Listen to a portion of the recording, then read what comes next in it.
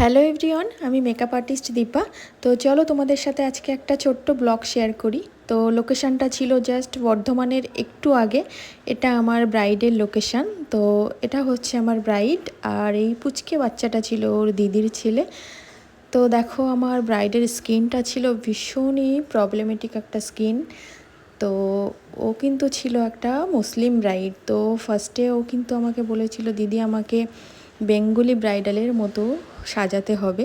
তার বেঙ্গলি ব্রাইডালের একটা লুক আমাকে শেয়ার করেছিল। তো আমাকে বলেছিল এরকম আমাকে সাজাবে। তো আমিও ট্রাই করেছিলাম ওকে একদম ওর মনের মতো সাজানোর জন্য। তো দেখো ওর সাথে আমার প্রচুর গল্প হচ্ছিল সাজাতে সাজাতে।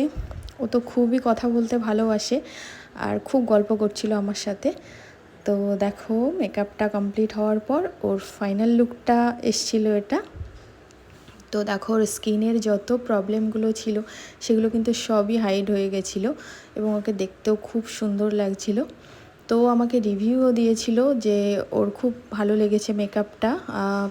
আর ওর যত ফ্যামিলির লোকেরা সবাইও বলেছিল যে ওকে সত্যি খুব ভালো লাগছে। তো তোমাদের কেমন লেগেছে এই ব্লগটা অবশ্যই কমেন্টসে জানিও।